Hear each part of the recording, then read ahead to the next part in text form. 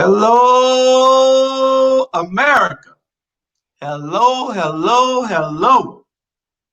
Welcome to another Saturday edition of the Watch Dogs. I was about to say the Rabble. I say the Rabble so much. Welcome to the Watch Dogs. This is our weekly show where we wind down the top issues for the week. But this week, since it's Black History Month, we're going to do a little something special. We're going to get back to doing our informative breakdowns of the issues, the top issues of the week. But for this month, since they have put us all in a box for February being Black History Month, we're just going to go along for the sake of going along right now because everybody's conditioned to do it. But we want to bring you some history, even though we're going to bring it to you every day from this platform, because this is a Black media platform at All Things Relevant Media. So what we want to do is bring you information, bring you entertainment, bring you all the sports, the political information that you need from our perspective. Because when the media, white media usually gets it, it's already broken down and it's only fit to inform them instead of all of us. So what we're doing now, I want you to share it out there and understand that the only way that we can be successful is by all of us being successful and by sharing this information. Today, I have my special guest on, Elder Ned Williams. He is a wealth of knowledge, a wealth of information for our community. He is doing some special things with trying to get us back on the right track. And we're going to let him just give it all to us. We have some subjects that we'll be going over, but he, like if anybody know Mr. Ned, he'll have you sitting there just listening like you're in a history class. And it's just so much fun to listen to this information, Mr. Ned. I'm a big fan of people like you and Jamar Torre, Charlie Brown, if I can get him to stop repeating it over and over and just tell me everything. Yeah, y'all three are a wealth of information for me that just has me sitting there just looking in awe, So without further ado, the floor is yours if you want to give an introduction, and then we'll get to our first question. Yes, sir. Thank you, sir. First, let me say that I'm honored to be in the number with Brother Charlie Brown and Brother Toure. These are, two treasures in our community. And I'm really honored to be a part of this discussion today. I want you to know, Brother Hall, that you represent Vanguard for us. You're part of a generation that's building on what's come before you. And I want you to know that however I might be of assistance to you in making this the huge success that it needs to be, just say the word. I appreciate it. And I'll do whatever I can. Jamal Torre said the other day that we all are part of the Vanguard, and I'm proud to be a part of whatever my part is. I'm going to do it. We don't have long on this earth, and we don't know what day that our Maker is going to call us home. So we got to do our part to make it better for those that we leave behind. And once we get older, we realize this to the point where we say, let me start trying to make a difference. And that's what God put in my life, to make sure that I try to make a difference for my people. There ain't nothing fake. It's everything that I'm doing for the betterment of my community, not to the detriment of my community. So with people like you and the other brothers doing everything that we're supposed to be doing to move it forward, that's what I look forward to. So we're going to get right into our first question. And, I can't, when you're getting old, when you can't hardly see, when you can't hardly see what you're writing. I mean, what the small writing no more. You need these glasses. Okay. our first question before we get into the meat of it is, how do you feel about the school reopenings during COVID-19 times? Well, my position is, has always been that I respect the school board. I think that they have demonstrated that their primary concern first is the safety of our children.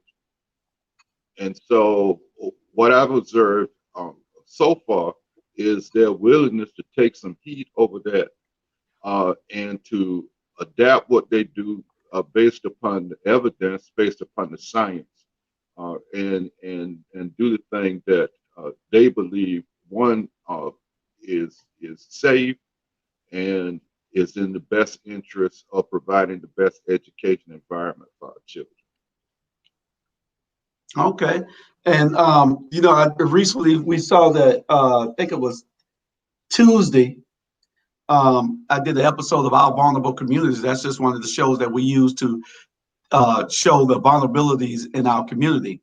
And we're going to do something else on the Bato project, where the Salvation Army is trying to move into that area.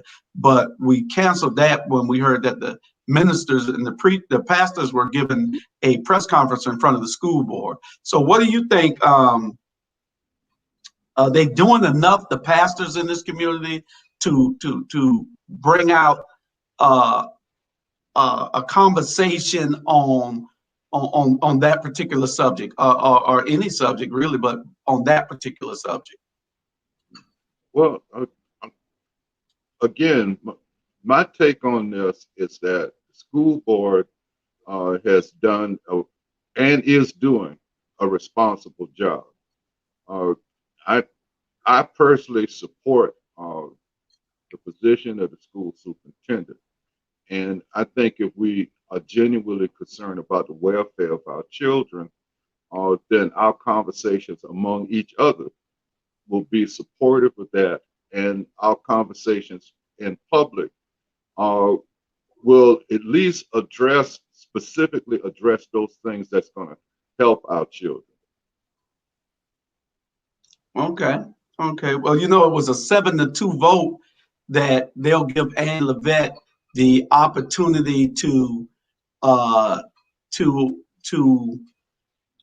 open the schools back how she feels like it needs to be implemented. But I know that there'll be pressure from districts 1, 4, and 7 to try to make her do something other than what she wants to. And then she has to play it kind of even-handedly because she don't want to piss off a certain segment. But it's really about doing what's best for those kids. It's about the safety of those kids, because those kids, if they get it and take it back to grandmama, then grandmama dead.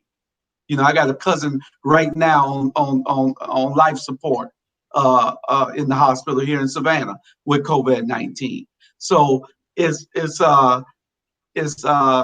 really, she has to weigh her both sides of it, because it's political in a sense, and then it's community based in another sense. So Well, my take on that is that COVID-19 just highlights that systemic racism is alive and well. And so I think that the big concern, at least among folks in the white community, is that the power position that they have is threatened. And so anytime you have Black folks making decisions that somehow might veto or go against what white folks think, I think you're always going to get pushback.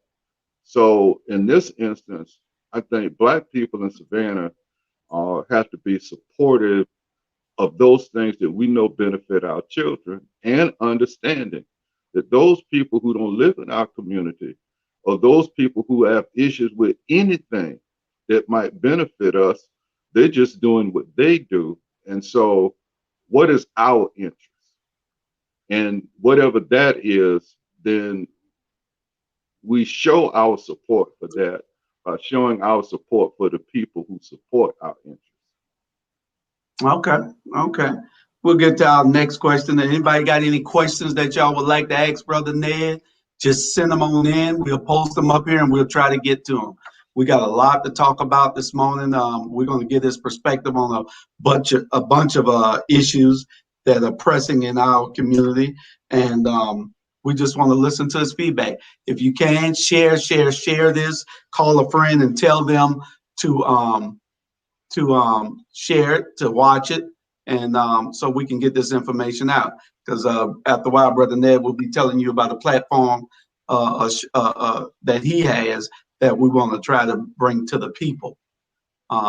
So next question is, and I want everybody to know our population here in Savannah is 55 to 56% Black. So we need to make sure that we are doing we're supposed to be. We lead in every form of government here except the sheriff. Sheriff is the only position of power that we don't have. Everything else from the city to the county, we run, and we need to do better. And that's our next question. What's your take on Black elected officials and their responsibilities to the Black community? Well, responsibility to the Black community implies a belonging. So the way I look at this is, if someone comes to me and represents themselves as belonging to my community, then that means that they accept the responsibility to my community.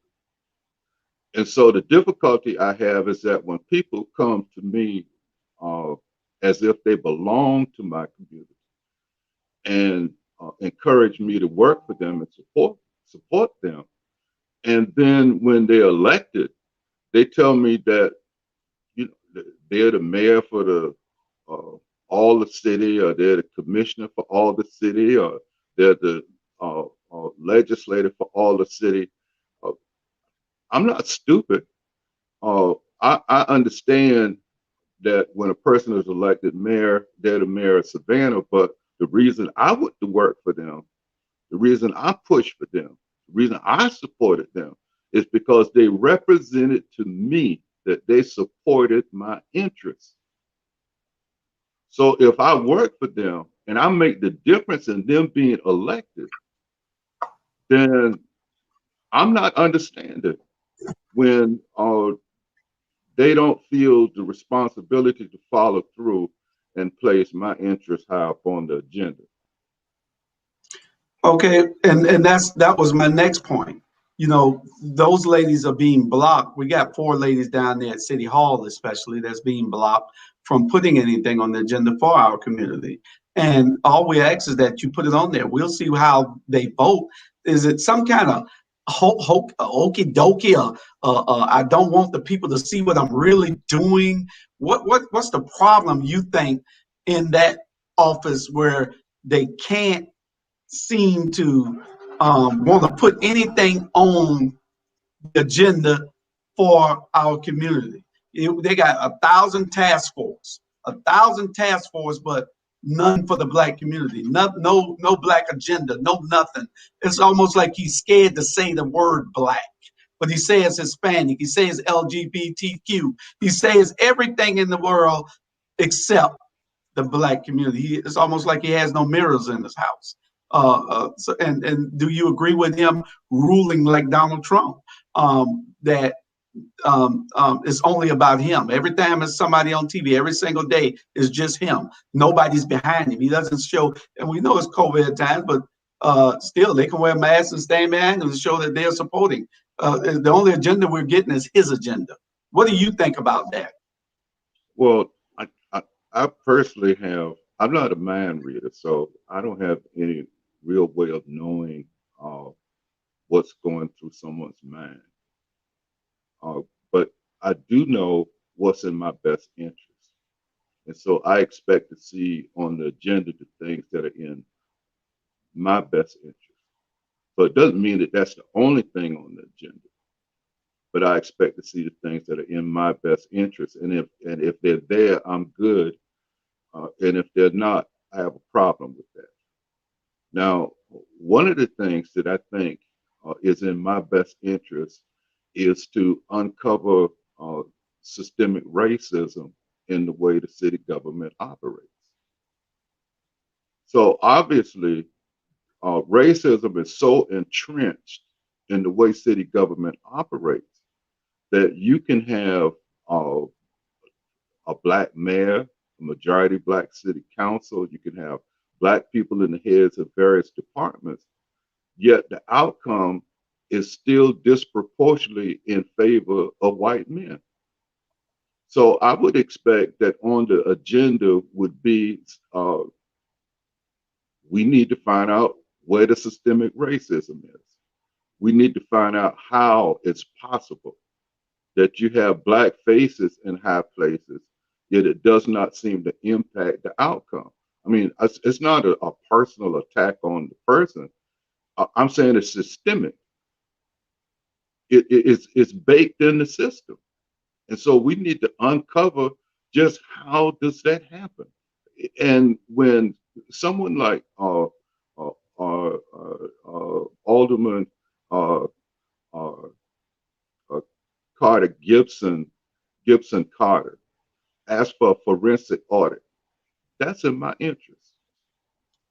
So when she asked for a forensic audit, and then she's treated as if, oh, that's just outrageous. Oh, just what we, well, then I have a problem with that. That's correct, because we Right, sent her there to do that. She campaigned right, on that. These right. people campaigned on their on what their platform for being elected, and they made promises to us, but they broke all these promises once they got elected. And I feel like we have to hold them accountable for breaking promises. There's no way that we shouldn't, So I don't want people to think every time, and I'm this is the last time I'm gonna say it on any show. We're going to hold everybody accountable. It doesn't matter who it is. On this platform, we're going to bring the issues up, and we're going to speak to them. We're going to speak truth to power. And if you don't like it, then we don't care whether you like it. We're just going to speak it. On this platform, all things relevant platform, we will speak truth to power. And we're not here to bash anybody. We're not here to talk black down on another black person. We don't care who in the position. We're going to talk about it on this platform. We're going to give the information to the people as it is given to us and as we see it, and let them decide. It's going to be fair and it's going to be honest. We'll give you our opinion, but you have to decide whether our opinion and from the white media, from the side you see it over there, whether it is what your perspective of it and which side that you take. You have to choose a side, whether it's right or wrong, whether it's good or bad. You have to choose a side on which way that you want this city to progress, and whether you want your community to grow or recede. One of the two. Brother Hall, I think it's legitimate that you support and defend your interests and interests of your family, interests of your neighborhood. That's legitimate. But I have concerns when, for instance, Alderman Lanier asked for an accounting, asked about bank accounts. Well, I thought that was a legitimate request. So, and I thought it was a request that was made in the interest of the Black community. But it makes me somewhat skeptical when at the outset, the people that we elected to represent us ask, just questions that you would expect them to ask. And from that point on, they're labeled as I don't know, it's just all kind of labels that have been attached, especially to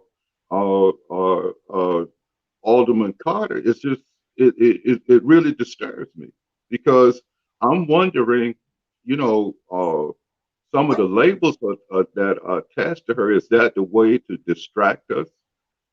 Is that a way to keep us from continuing to question things that we need to question in order to get to the root of the racism that obviously permeates and pervades city government? Yeah. We're going to have to give them a hand We got to figure out a way, Brother Ned. I know you're busy, I'm busy, we all busy, and we got to find a way that we can unite behind these sisters and give them, and anybody else, not just these sisters, anybody that wants to do right by this community.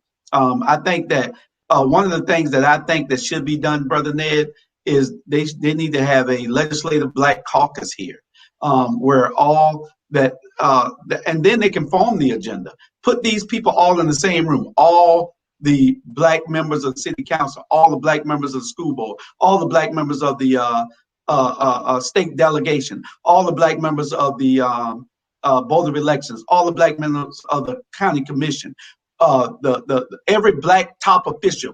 It's a legislative black commission. You put them together, all y'all sit in the same room. All the big wigs and leaders of this community sit in the same room and talk and delegate and advocate for the people. That's what they need to do. Nobody's talking. They all operating in silos. And we have a problem with that. Our community will never grow until we get to the point where we understand that our unity is our power and our division is our weakness. And until we do that, we're going to have a problem. We can never grow and get out of this sunken pit that we're in, that we've been put in over the last 50 years, unless we come together. And that's just my perspective. I get a little hot about it because I can't understand why these people don't understand. We elected you. Get together. Get together. And it's okay. And it's okay to represent the interests of the entire community, but not to the detriment for the people who have ensured that you in that office. It is racism. If your name is Rodriguez and you black, you get treated differently than the white Rodriguez. If you LGBTQ and you're black, you have a different experience than the white LGBTQ. Having a certain complexion in this country can represent an existential threat. My grandson can leave the house in the morning, and the moment his foot steps on the sidewalk, his skin makes him an existential threat. Somebody can take his life. And we don't even question the reason why. We ask, what was he wearing? Yeah. So if my family, if my children have to negotiate a world like that, then I'm not going to be comfortable with people asking me to go along, get along, that we all, the Hispanics and everybody else, we just come together with the black people and, we just find something that's no. Can you talk to this comment that we have here?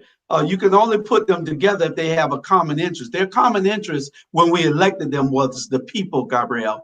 Their common interest was to do what we asked them to do for the community. But when they go there, they seem to think that the common interest is themselves. And we have to get people to understand when we get you there, and we're going to put you there, we have to bet a little bit differently from now on, because some people lied to us and betrayed their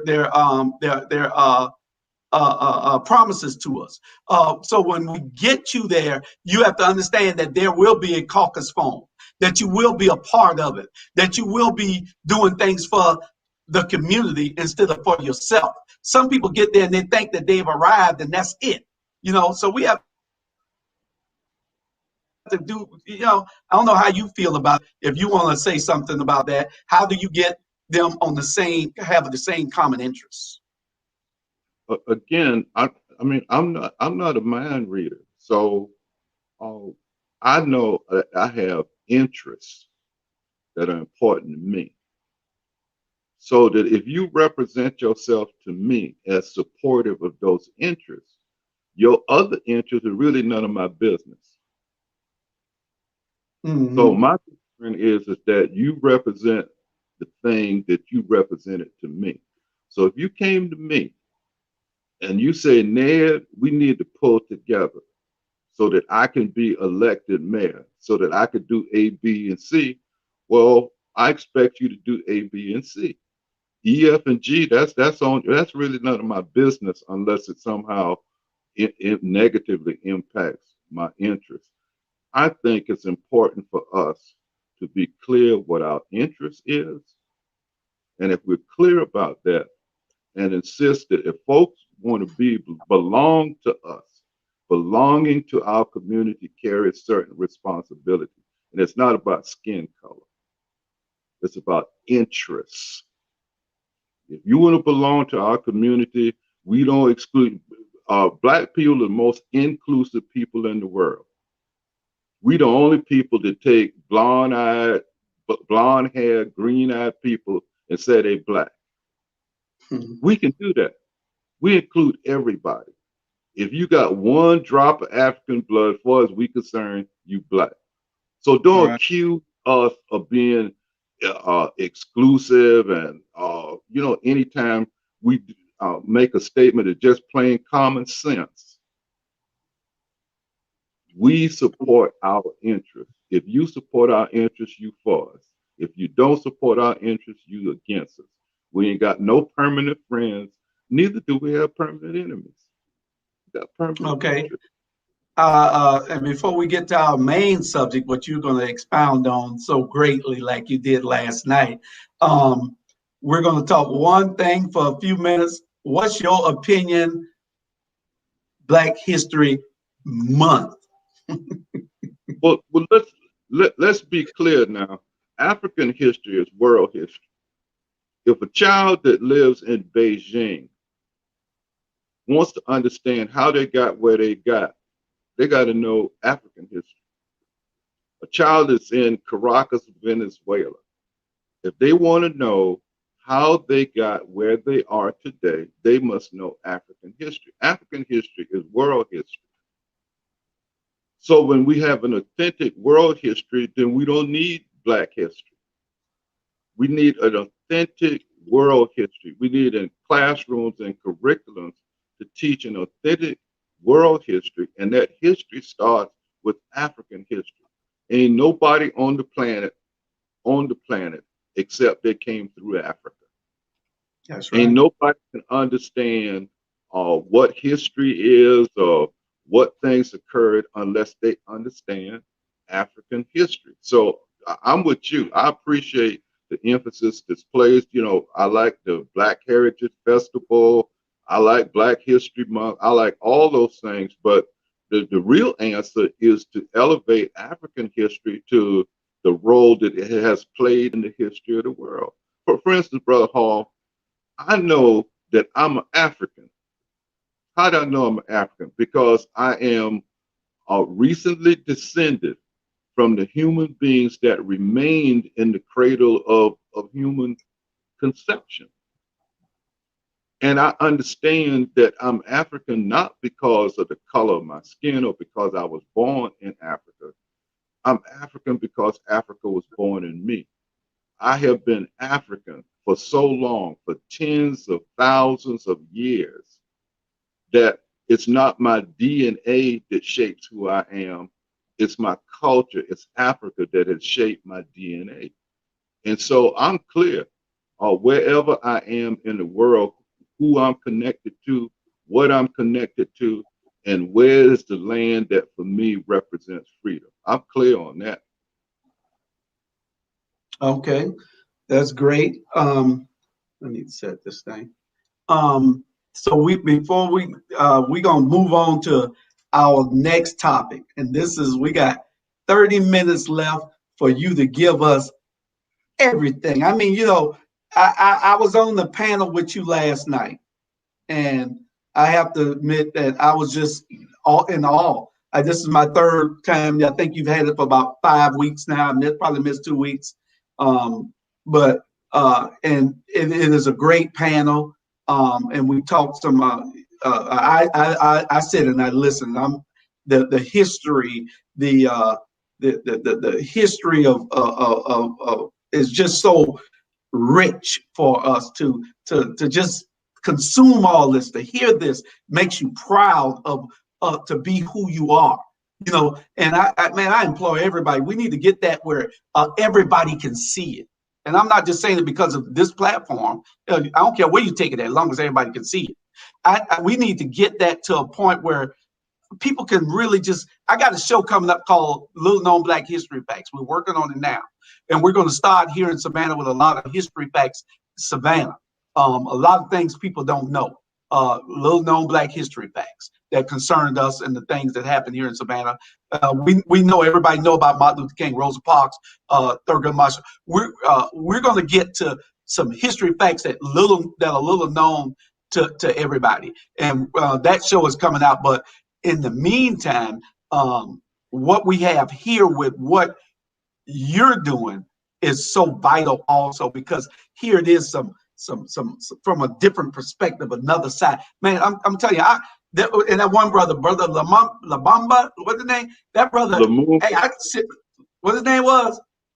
Kwaku Lumumba. Malumba. My brother Lumumba, I've heard him all 3 times I've been on, and I just sit back. I go just so I can hear this brother, because he gives you the information and he tells you how great our DNA is, how powerful it is, how we outthought people way back then. And and then when he told, if people were listening to that one last night, and it was talking about those warrior sisters, and that reminds you of the Black Panther movie in Wakanda. Man, I'm talking about.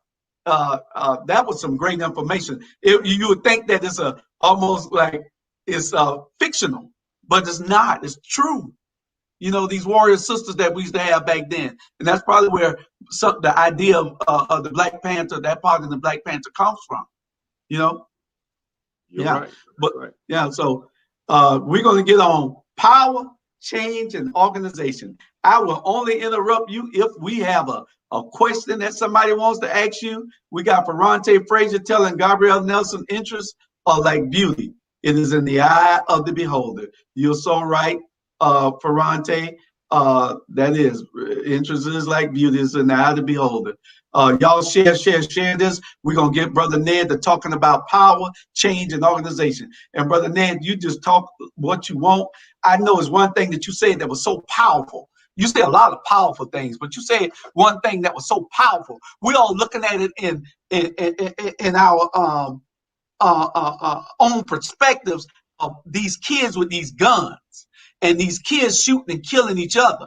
And you said something that was so powerful that it just blew my mind. You said, we don't want those kids to put those guns down. And I wondered, before you went on to tell me, I'm saying, what? I said, what is he talking about? You don't want the kids to put the guns down. You said, no, they're our first line of defense. Because if they put the guns down, then they know that we can't protect our communities anymore. We want them to stop killing each other. And that was powerful, the way that you framed that. We want the kids to put the guns down, but hold on to your guns because it's the defense that our community needs.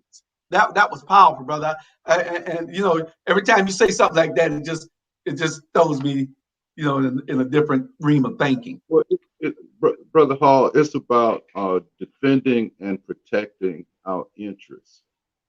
So each Friday at 7, we have an African history class.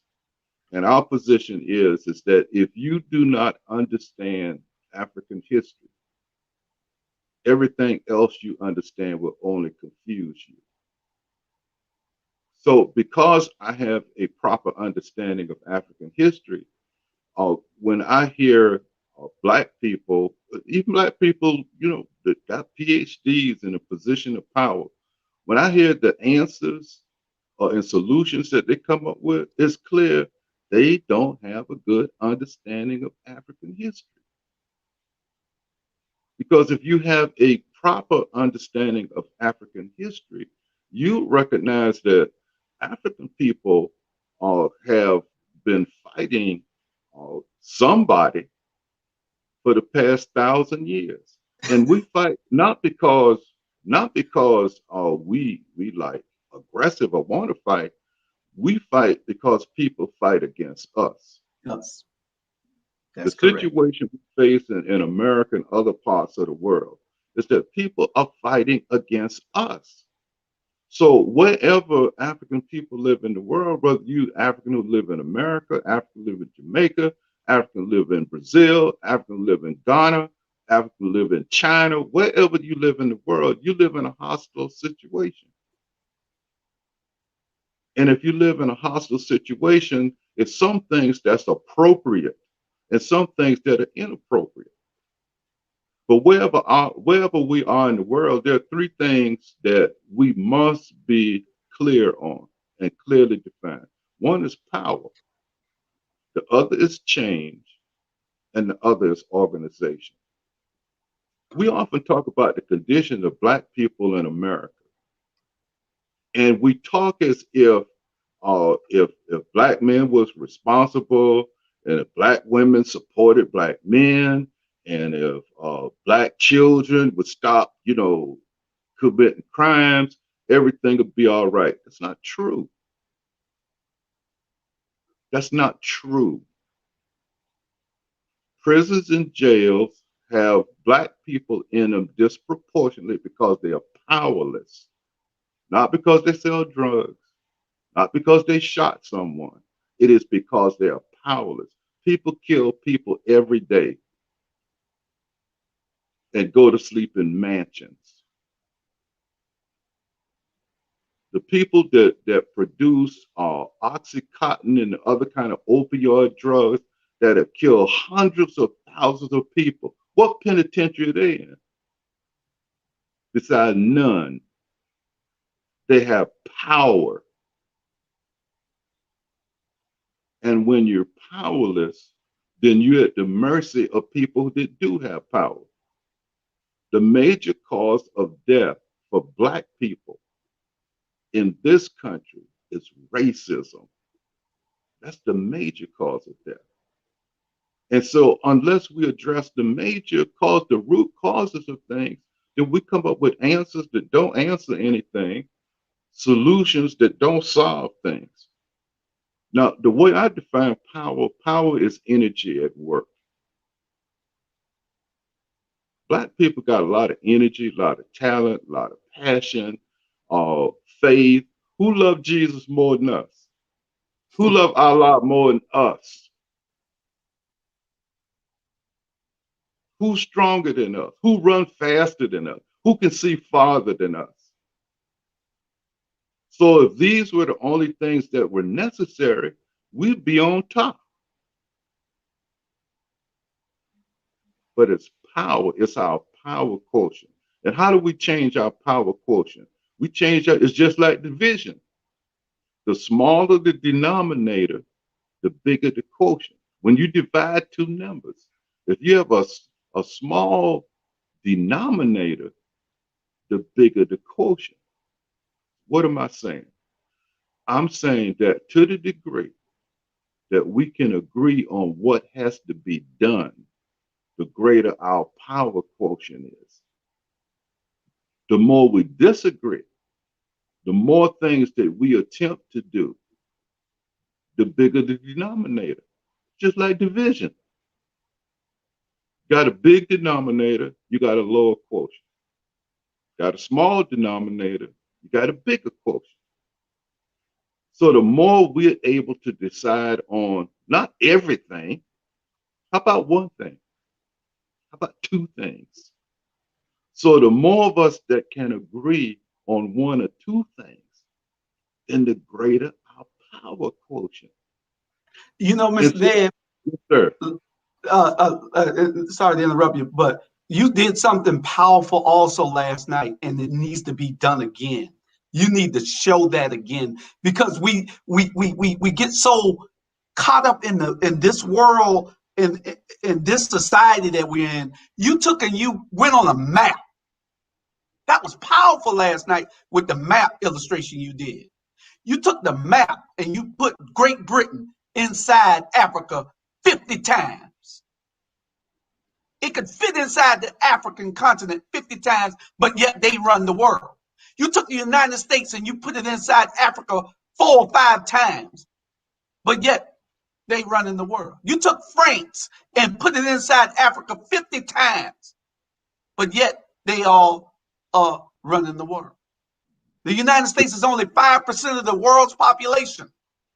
5%, 4 to 5%. It's only 300 million of us here with 8 billion people on the planet. So you do the math. It's only 5% of the whole population of the earth. Africa is supposed to be the most powerful, dominant force in the world. But we're not united there until we start recognizing that and see it. And you did a lot to show that last night. And I applaud you for it. That was powerful. And the illustration needs to be sent to everybody. Everybody needs to see this because we forget. We were taught that and shown that, and we saw that when we were in high school. But then you don't put it in your head that this is your continent. You are supposed to be the most powerful people on the planet. The strong and the powerful are not always what they appear to be. The strong and the powerful are not always what they appear to be. Much of the power that our enemies have over us is in our head. Psychological. Absolutely. Give you a good example. Gun violence, which you hear all the time. Now, the same people that are absolutely silent about these raised soldiers in the police department and in the sheriff department and running the jail and in these courtrooms, the same people that are silent about them say absolutely nothing. They'll have a press conference in a heartbeat to talk about a shooting. The percentage of homicides for Black people from gun violence is 0.04% of the total mortality. In other words, 99.96% of what Black people die from in this country is not gun violence. So why is it that the major topic is gun violence? Think about it. Somebody's got inside of our heads so that we don't talk about 99.9% of what causes our death. And we have a ongoing conversation and debate about, I'm not saying this, don't get me wrong, I'm not saying it's irrelevant. I'm just wondering out loud, why we spend so much time on this part and so little time on the major part. Somebody's gotten inside of our head. The Black people who live in America represent the least amount of Africans who were kidnapped and brought here. Less than 400,000 Africans were kidnapped from Africa. Yet today there are 50 million Africans in the United States. How could those people have done that if they didn't pull together? Who was for us except God? Who pulled together for us but us? Ain't nobody was with us but us. Yet it's easy to have a conversation with Black people about how Black people don't pull together, they won't work together, and they don't support each other, and the reason that they catching hell is that they just the evidence refutes all of that. We're the evidence that that's not true. Yet somebody's gotten inside of our thinking. It's twisted our thinking. So that anytime someone says, it's a knee jerk. Someone said Black people need to pull together. The most successful Black people would say, no, they won't. No, they can't. No, they can't. We were in earlier today when we were Hungry Club Forum. There's a brother, Shed Dawson, came and he did a look. You might have been there, Brother Hall.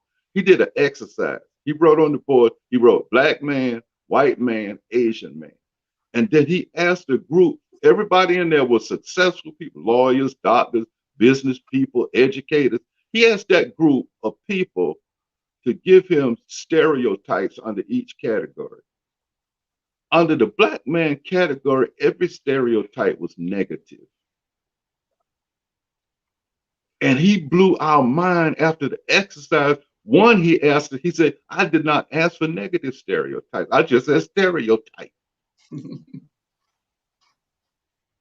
And then he asked the black men who had offered those stereotypes, which one of them fit the stereotype. No hand went up.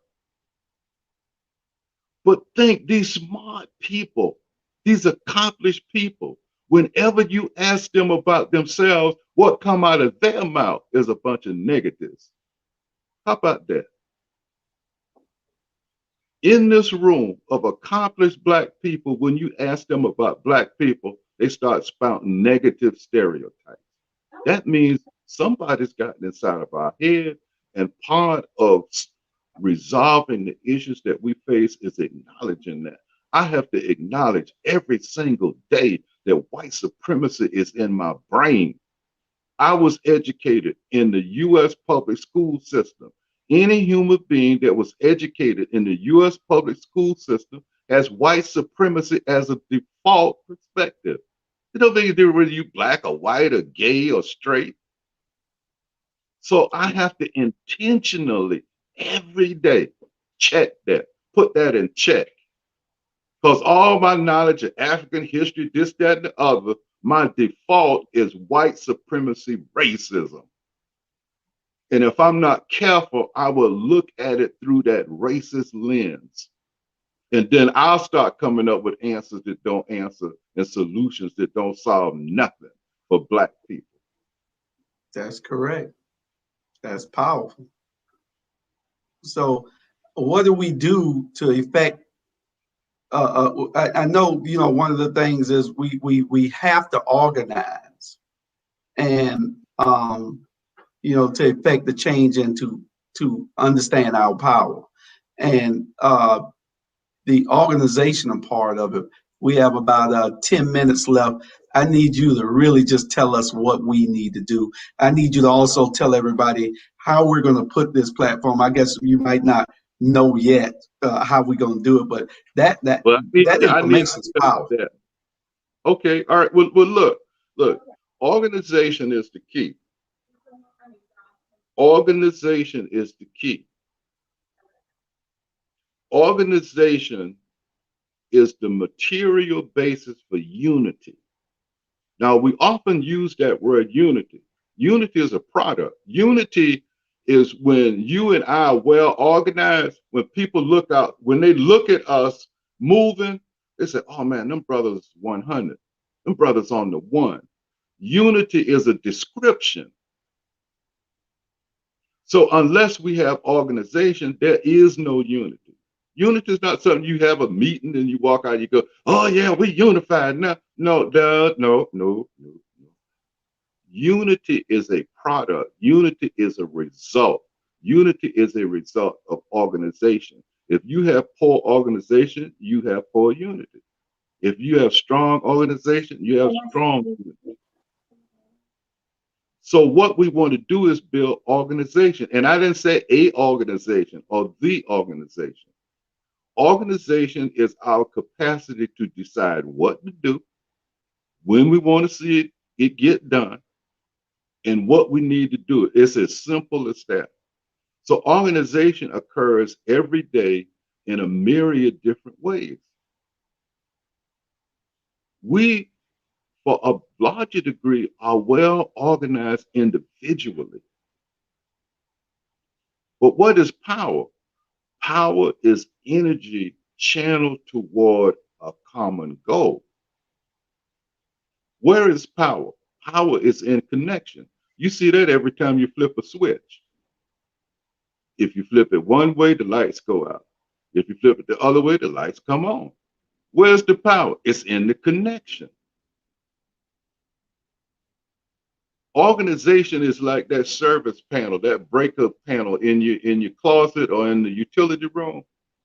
You have this huge amount of energy coming to your house. That's not power, that's energy. What you see coming out of the microwave, what you see coming out of the light bulb, what you feel coming out of the heater, that's power.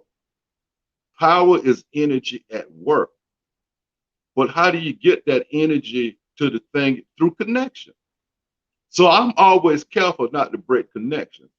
I'll stay away from you before I break fellowship with you. Because I understand that power is in connection. So I'm trying to find some kind of way to get our connection at a place where I don't break it. Why? Because that's a potential source of power. And so organization then is about our capacity to decide on any given day what we want to do, have the things we need to do it with, and decide when we want to see it done. And that's part of what we, just like what I was saying with these these elected officials and community leaders getting together and operating together. That's their power. Once they get in there and they form this core, then they can exert this energy. That's their power that they're exerting out to show that we can change things within our communities if we set these people there to do a job. And that's the job that they should be doing. So that's just my point with it. How do we organize these people and let them understand that they're supposed to be doing it for the people, for the greater good of our community? Okay, well, then I would ask yourself then where is your power dynamic? For instance, white people power dynamic is that they have control of powers of coercion. They got control of the police, they got control of the military, they have control of the courts, they control the power of coercion. They also control economic levers, banks, financing. They control those things. So if they control those things, then where's black folks' power? Black folks' power is in our culture and in our numbers. That's where our power is. Our power is in our numbers. So what do? So we go to organize our numbers. Well, and that's what we need to do. Money is important, but look, the wealth of white people is 17 times that of black people. So if you got $10, they got $170. So if you go to bid for the property, if you bid $20, they got 170. If you bid $20, they'll bid $30. And the $20 I got, I borrowed 10 from you. I ain't got no more money.